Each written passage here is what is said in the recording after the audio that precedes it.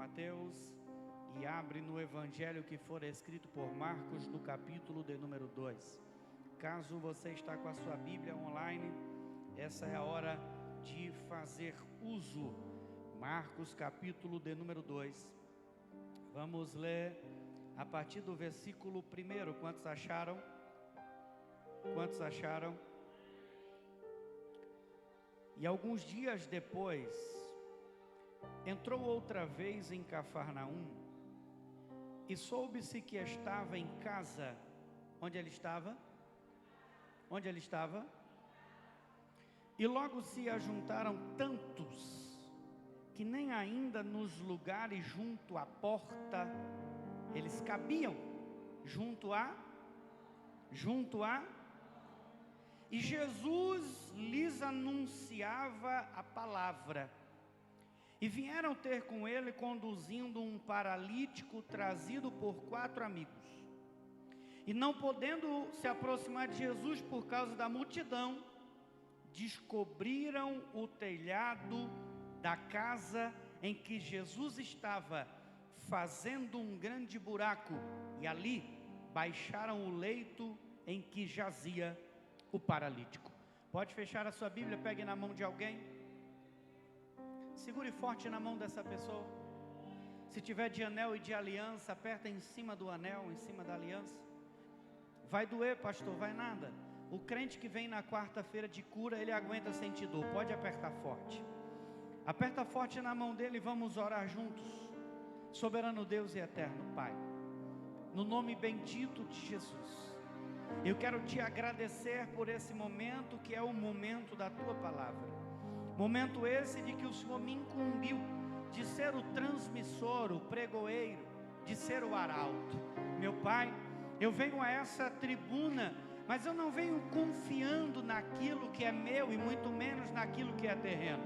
Eu não venho depositando a minha confiança na minha oratória. Eu não venho confiando na minha eloquência, na minha retórica, não. Eu venho totalmente dependente do Senhor, na certeza de que se o Senhor não operar, nada vai acontecer aqui essa noite. Eu venho tão dependente do Senhor, que eu trago comigo as minhas limitações. Eu não tenho, eu não posso, eu não levanto caído, eu não restauro empresa falida, eu não restauro família destruída, eu não curo os enfermos, eu não abro porta, porém eu trago comigo algumas certezas maiores do que essas. Que aquilo que eu não tenho, o Senhor tem. Que aquilo que eu não posso, o Senhor pode. Que lugares que eu não vou, o Senhor vai. Que empresa falida que eu não restauro, o Senhor restaura. Que família destruída que eu não restauro, o Senhor restaura.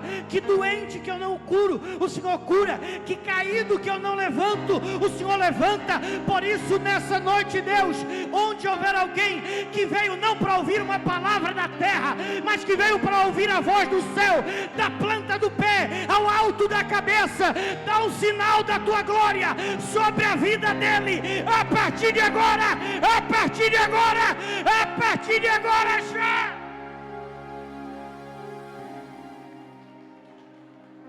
Se você veio para receber do alto, aplaude mais forte, porque é para ele, viu?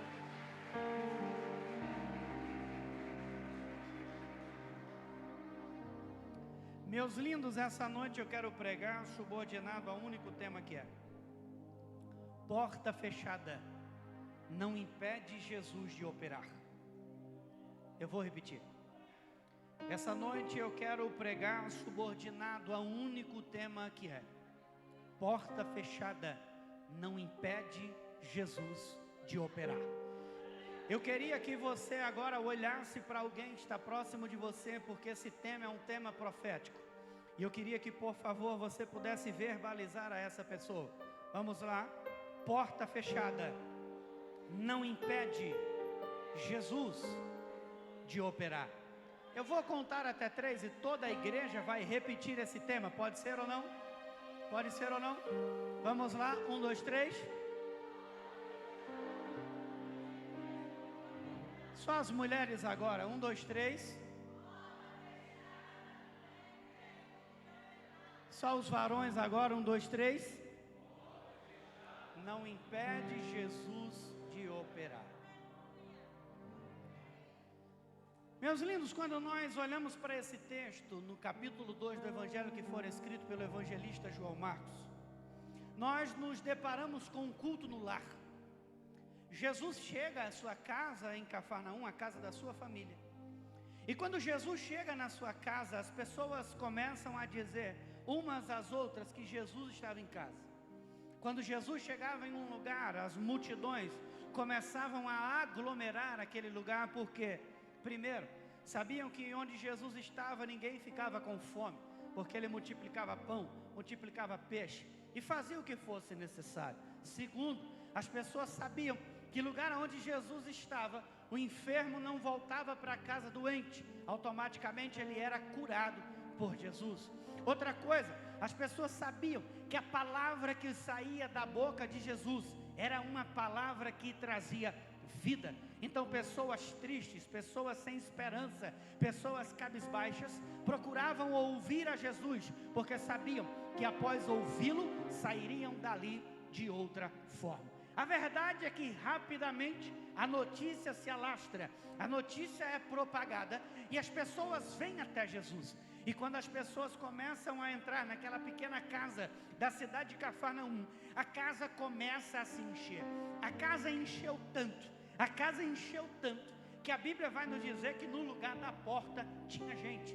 Ou seja, abriram a porta, mas não ficou o espaço da porta aberta. O espaço foi tomado por pessoas. A casa estava tão cheia que a porta foi tapada por pessoas. Ou seja, ninguém tinha como entrar naquela casa. A verdade é que nós estamos pregando sobre um único tema, que é: porta fechada não impede Jesus de operar. Então, quando nós vemos aquela casa fechada, nós já começamos a pensar em um termo que nós como cristãos usamos muito. Quando as coisas estão fugindo do nosso controle, quando as coisas não estão indo muito bem, quando as coisas não estão dando muito certo, o que é que nós dizemos? As portas se fecharam para mim. Nós usamos o termo "as portas estão fechadas" não para falar de bênção, não para falar de resposta, não para falar de milagre. Nós usamos o termo porta fechada para dizer que as coisas não estão caminhando muito bem. Se você pergunta a alguém como vai a vida financeira dela, e se as coisas não estão bem, o que é que ela vai dizer? As portas estão fechadas. É normal, nós usamos esse termo e nós automaticamente condicionamos o quê? Deus só opera quando as portas estão abertas. Esse é o termo que nós criamos. Se a porta está aberta, Deus está agindo. Se a porta está fechada, é porque Deus não está agindo. Eu sou pentecostal, eu fui criado em igreja pentecostal, eu prego igual um pentecostal e creio no que um pentecostal crê. E se você já foi em igreja pentecostal, principalmente a igreja pentecostal mediana, de 50, 70, no máximo 100 pessoas, você vai ver que toda igreja pentecostal, falo isso com propriedade de alguém que veio de lá, toda igreja pentecostal tem uma campanha, e o nome da campanha é Campanha das Portas Abertas. E tem igreja que vai mais além, ainda coloca uma porta de madeira, e no final do culto, a gente ainda passa pela porta. E se eu for nessa igreja, eu passo pela porta, porque eu creio nessas coisas. A gente passa pela porta porque Jesus vai abrir as portas, amém, glória a Deus. E Jesus, ele abre porta mesmo, Deus, ele abre porta. Só que tem um detalhe, pergunte qual? Ainda que as portas estejam fechadas, Deus não diminuiu a sua grandeza em nada. Ainda que as portas estejam fechadas, Deus não deixou de ser Deus. Ainda que as portas estejam fechadas, Deus não parou de cuidar da tua vida.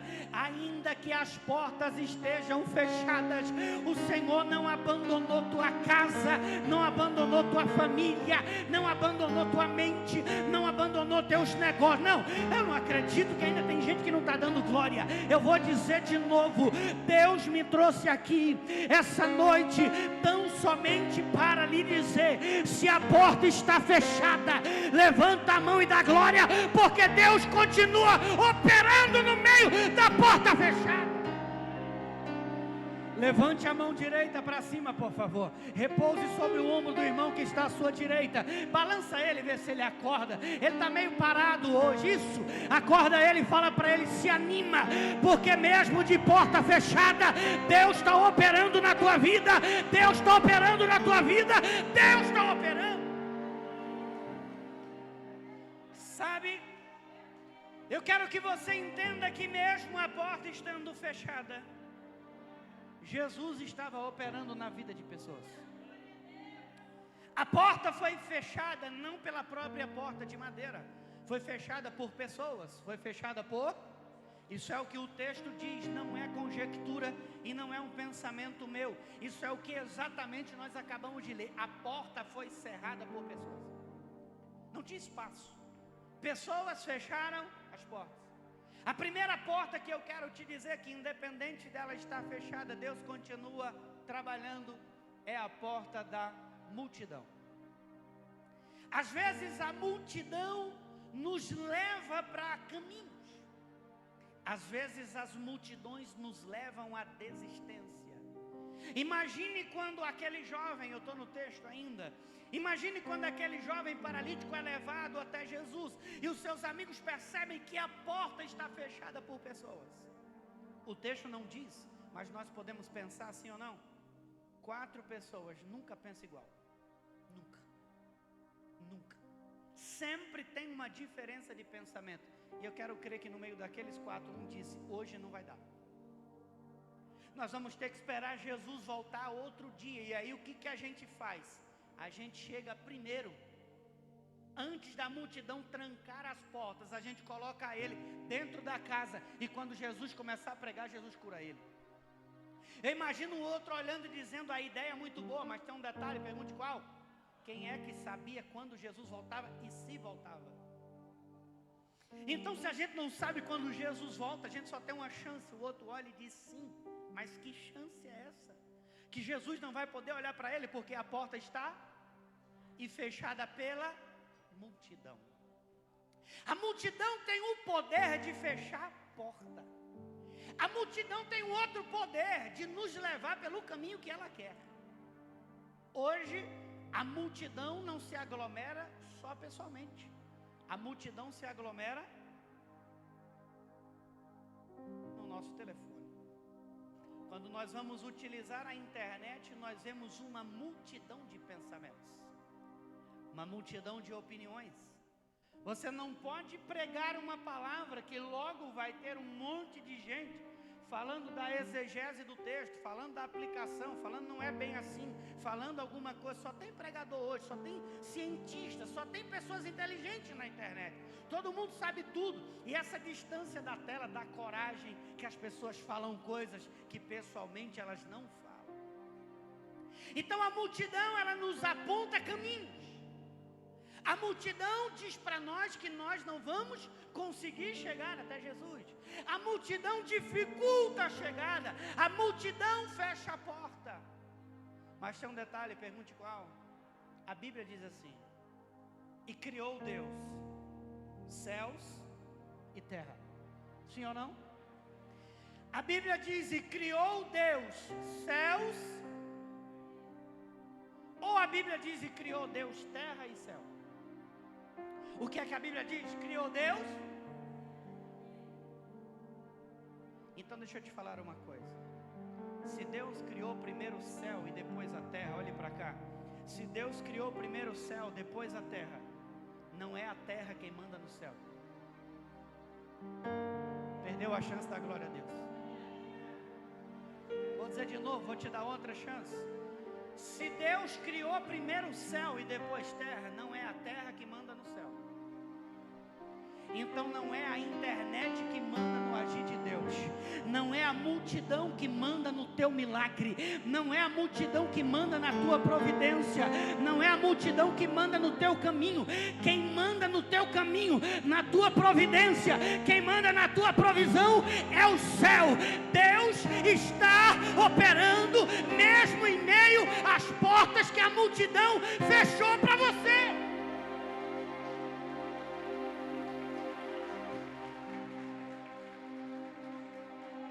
A multidão fechou a porta. Deus continua trabalhando. A multidão disse que você não é capaz. Deus continua trabalhando. A multidão disse que você não consegue. Deus continua trabalhando. A multidão, isso é forte.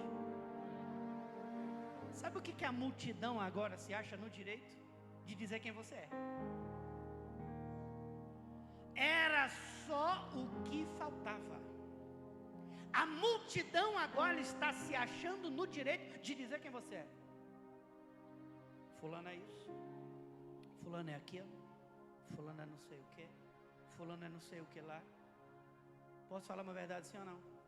Quem é a multidão para dizer quem é você se eles nem te conhecem? Quem é a multidão para falar de você se nunca te pagou nem um café? Nunca pagou nem um boleto da internet que é mais barato? Multidão não te conhece. E quem não te conhece não pode falar quem você é.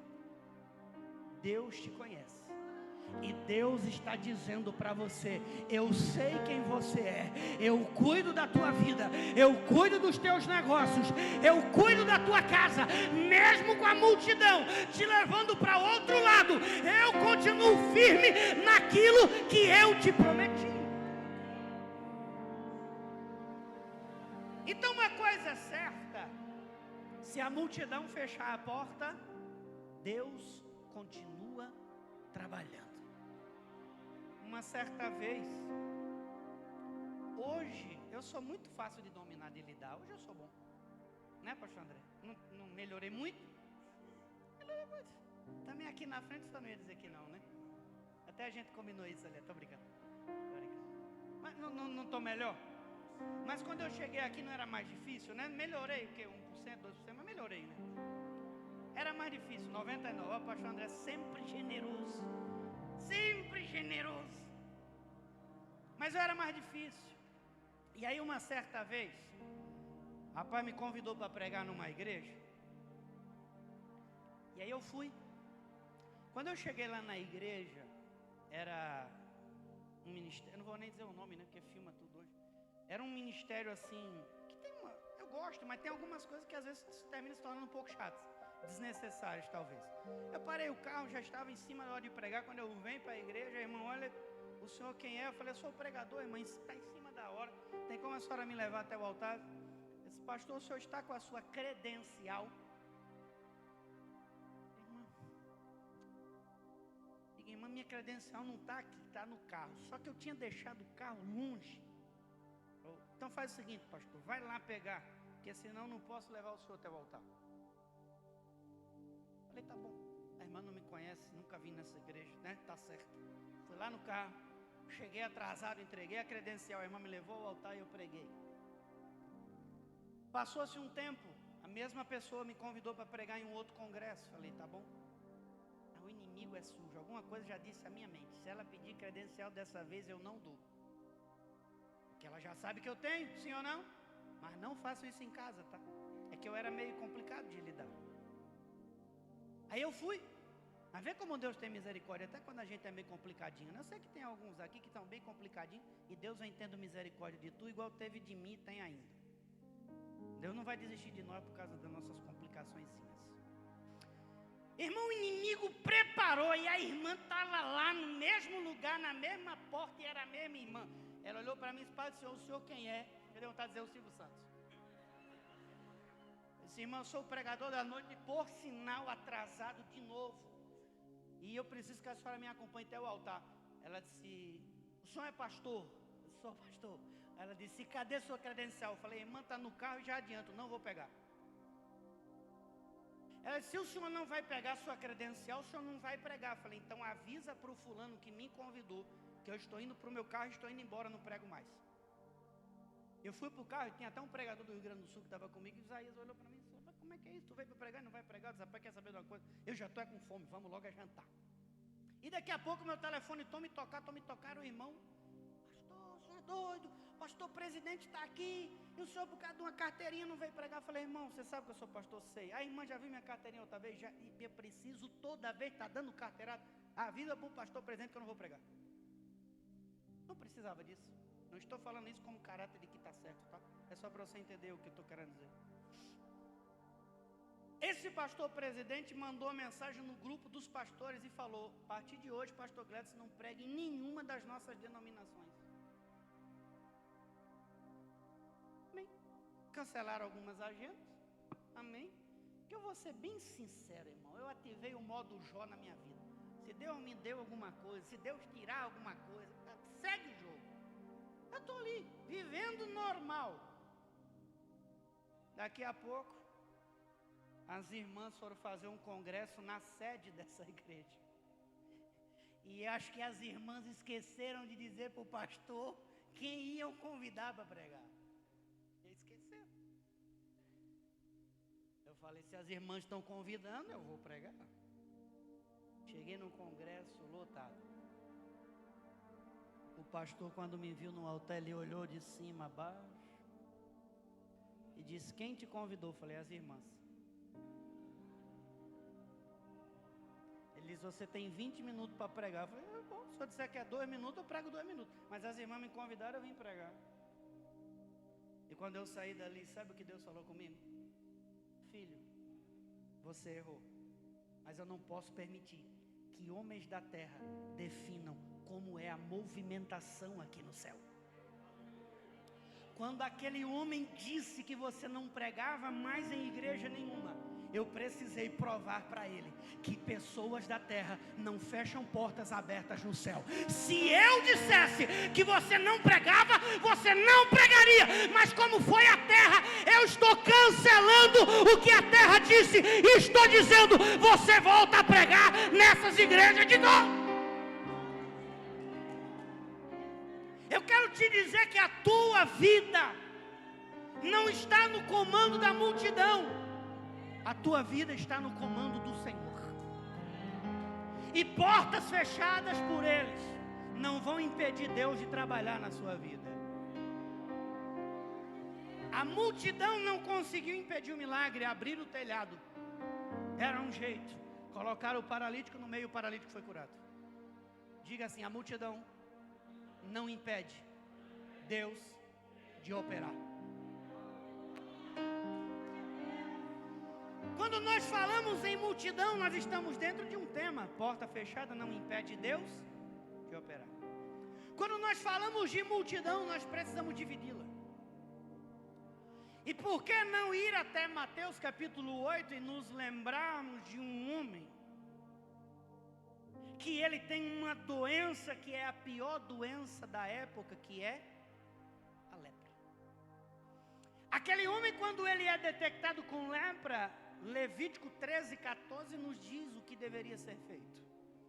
Qualquer pessoa que visse sintoma precisava avisar ao sacerdote. O sacerdote deixava seus afazeres e ia até aquela casa e precisava constatar se de fato aquela pessoa estava com lepra. E se ela tivesse, ela ia ser removida da sua casa e ela ia ser levada para um lugar chamado de leprosário, 3 quilômetros afastado da cidade. Ou seja, a sociedade, eu disse, a sociedade fechava a porta para aquele homem. Tanto é, preste atenção, tanto é que um leproso precisava ter sinos amarrados ao seu corpo. Pergunte por quê? Porque se ele tentasse fugir do leprosário, o sino ia fazer barulho. As pessoas iam perceber que chegou um leproso e a sociedade iria se afastar. E daqui a pouco os religiosos da época se aproximavam e davam o veredito: apedrejam. Um leproso que saía do leprosário e tentava se reintegrar à sociedade, ele era apedrejado. Aquele homem está vivendo, Mateus capítulo 8, o pior momento da sua vida, que é o momento que ele é excluído da sociedade. E a sociedade tenta fazer isso com a gente hoje. A sociedade hoje tenta nos obrigar a participar conforme ela quer.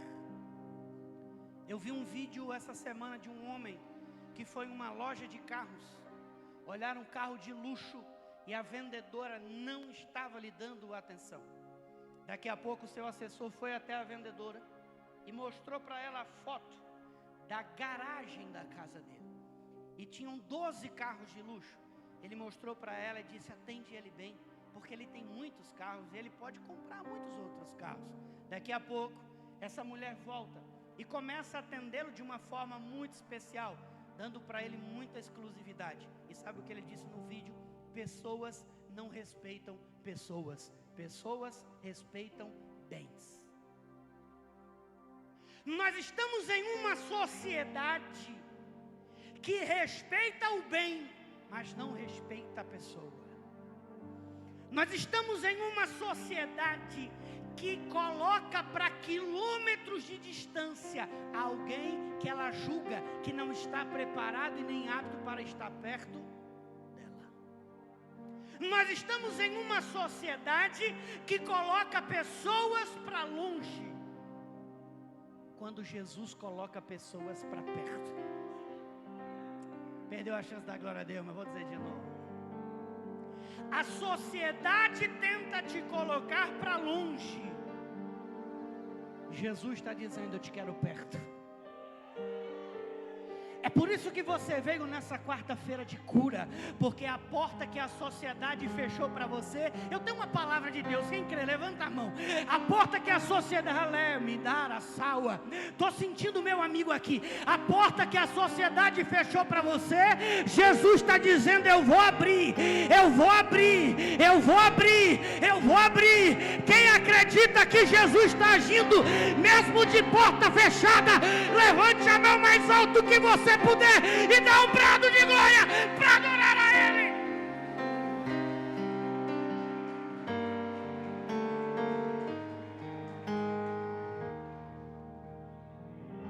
Vire para o seu irmão e diga para ele: a sociedade não vai impedir Jesus de trabalhar na sua vida. Não vai. Não vai. E o Senhor sabe muito bem que aquelas irmãzinhas de coque com 2 dentes na boca, um zagueiro e um atacante, é as que Deus mais usa. A sociedade tenta colocar para longe, Jesus vai colocar para perto. A terceira porta que a sociedade tenta fechar para nós é a nossa visão. Eles querem manter a nossa visão apagada para o que nós devemos ver e acesa para o que eles querem nos mostrar.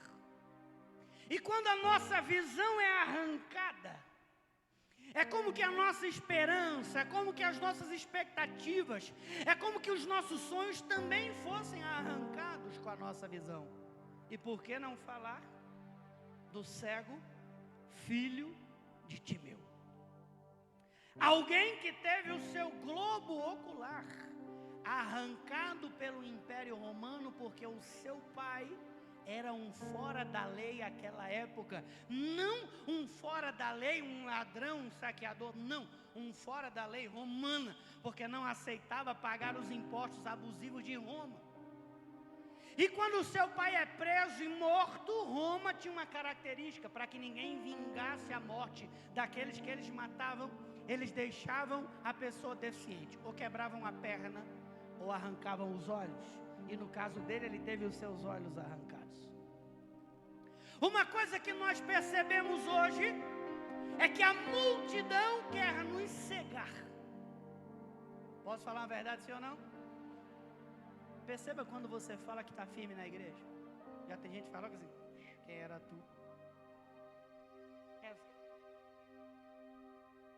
Tu pensa que eu não te conheço? Quando você diz que vai à igreja, as pessoas dizem: não vai lá não, porque tu vai levar o dinheiro pro... Oxê, como é que vocês sabem se eu não tinha falado? Que conversa, gente. Pessoal, não vai na igreja não, porque eu sei quem tu é.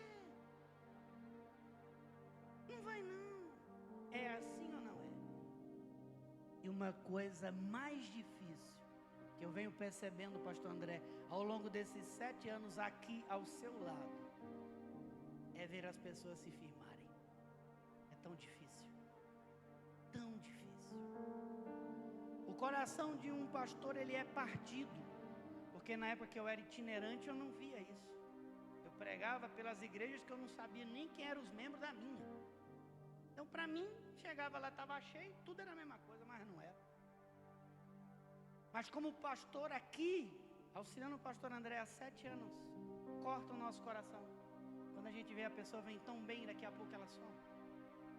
Ela vem 3 meses, daqui a pouco ela some. Ela fica 6 meses, mas daqui a pouco ela some. Ela chega até a fazer 1 ano, mas ela some. Ela se batiza, mas ela some.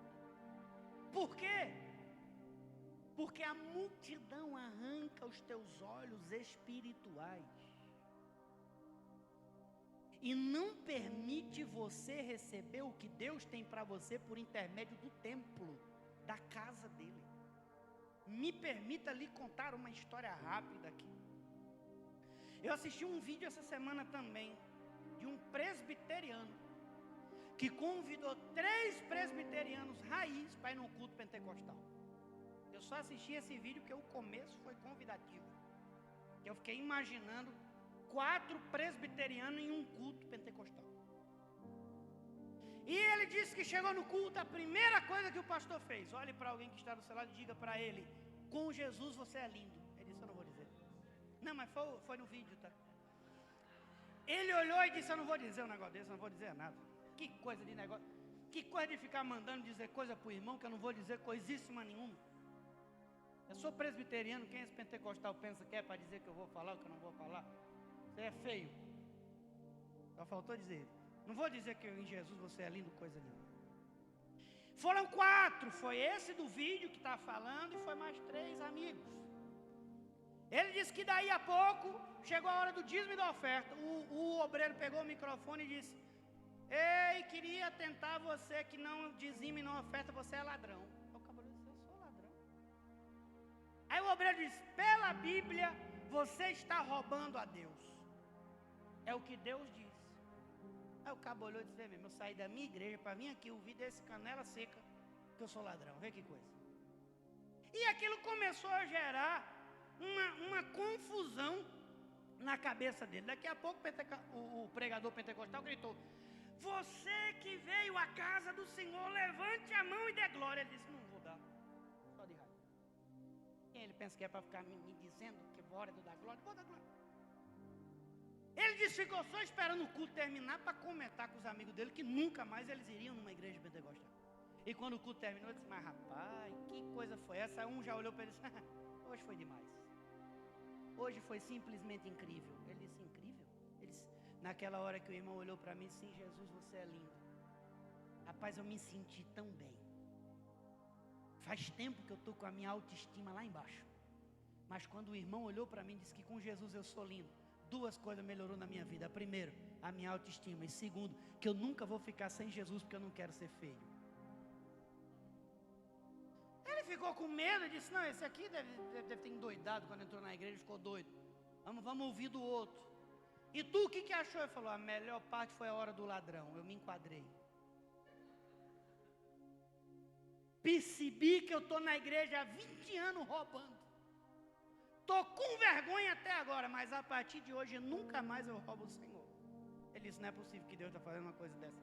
O terceiro, ele olhou para o terceiro e disse: e tu? Ele disse: a melhor parte era a hora do levanta a mão e da glória.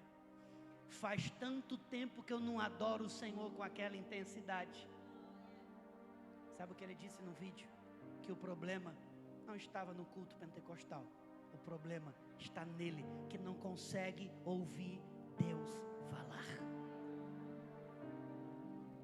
A multidão vai querer tirar de você a verdadeira atenção, roubando a tua visão, para que você não enxergue que na quarta de cura tem milagre, que na quarta de cura tem renovo, que na quarta de cura tem testemunho, que na quarta de cura Deus cuida da tua casa, Deus cuida das tuas finanças, que na quarta de cura tem adoração, mas Deus me manda te dizer, em meio à porta que a multidão fechou, eu continuo agindo na tua visão. Quantos acreditam nisso? As pessoas vão tentar fechar a tua visão, mas o Senhor está dizendo, mesmo com a porta da tua visão fechada, eu continuo trabalhando. Deus continua trabalhando, mesmo de portas. Vamos concluir agora. A última porta é a porta da religião. A religião cria pessoas perfeitas. A religião cria os supercrentes, os que são melhores em tudo, os que conseguem julgar o irmão, né? Porque eles são tão bons que eles conseguem julgar o outro. Nós vamos agora para Atos 3. Todo dia, todo o paralítico era colocado na porta do templo, mas ninguém deixava entrar. Todo dia, diz o texto, Atos 3, todo, ele era colocado na porta. Milagre rolando lá dentro, ele na porta. Culto rolando lá dentro, ele na porta. Pergunte por quê? Porque era paralítico, era coxo. Para a sociedade, para a religião, não podia entrar no templo. Então a porta do templo foi fechada para ele pelos religiosos. Qual era o maior símbolo dos religiosos da época? Os fariseus. Mudou alguma coisa hoje? Claro que não. Estão eles aí agora, potencializados pela internet. Sábios, culposos, aqueles que não têm a intenção de pensar. Os fariseus estão aí na internet, falando de pregação, mas nunca pregaram. Os fariseus estão aí na internet, falando de culto, mas nunca passaram 6 meses numa igreja. Os fariseus estão aí na internet, dizendo como a gente deve se portar. Enquanto isso, eles estão fazendo na vida deles tudo errado. A quarta porta é a porta da religião. É a porta dos fariseus, que eles tentam tampar, fechar, para que você não entre na presença de Deus. Eu posso falar uma verdade, sim ou não? Isso é duro, mas é verdade. Tem gente que diz, eu não vou para a igreja, porque eu, fulano, bicho vai para a igreja, mas não vale nada. Mente, vive falando mal da igreja dele, fala mal do pastor. Se um miserável desse vai lá para a igreja dele, ele fala mal do próprio pastor, vou fazer o que numa igreja dessa? As pessoas falam. Falam ou não falam? Falam. Porque os fariseus, eles se colocam na posição de juízes e tentam fechar a porta para as outras pessoas. Mas Deus está dizendo nessa noite, nenhum fariseu vai manter a porta fechada para você. Independente da circunstância contrária, Deus está agindo mesmo de porta fechada. E eu te provo. O homem era colocado todo dia na porta, mas não podia entrar. Mas o Senhor trabalhava na vida daquele homem. O Senhor levantou 2 homens de Deus e disse, agora vai lá na porta, cura aquele coxo, porque eu quero ver ele me adorando na parte de dentro. Não, você não entendeu. Mesmo com a porta fechada, Deus vai mandar pelo menos 2 servos dele para serem canal na tua vida, canal de bênção, canal de transformação, canal de prosperidade, canal de porta aberta. E com o que Deus vai liberar para a tua vida através deles, você não fica mais do lado de fora. você vai para o lado de dentro. Pegue na mão de alguém que quer viver o lado de dentro. Levante essa pessoa da cadeira. O Senhor vai te colocar do lado de dentro. Pergunte qual? É o lado dos milagres. No lado de dentro tem adoração. No lado de dentro tem clamor. No lado de dentro tem oração. No lado de dentro tem renovo. No lado de dentro tem o agir. Do lado de dentro Deus opera. No lado de dentro. Diga assim: a porta pode estar fechada, mas Deus está trabalhando. Eu termino agora.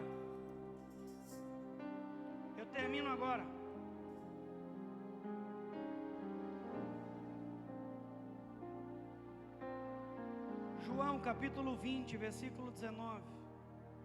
Preste atenção, e aqui nós concluímos. Chegada, pois, a tarde daquele dia, o primeiro dia da semana, as portas estavam fechadas, onde os discípulos estavam reunidos com medo dos judeus. Chegou Jesus. Quem chegou? Quem chegou? E pôs-se no meio deles e disse: paz esteja convosco.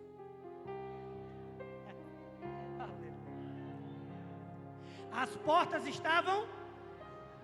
portas estavam, mas Jesus entrou no meio e disse: receba paz. Não, você não entendeu, senão você tinha dado glória. Eu vou dizer de novo.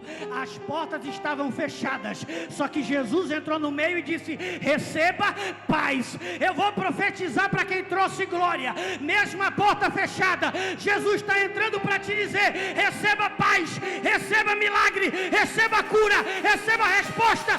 Mesmo de porta fechada, Jesus está entrando para operar. Quantos recebem isso? Toque alguém que está próximo de você e diga para essa pessoa: mesmo de porta fechada, Deus está operando. Quantos creem assim? Deus está operando. Deus está agindo. Deus está trabalhando.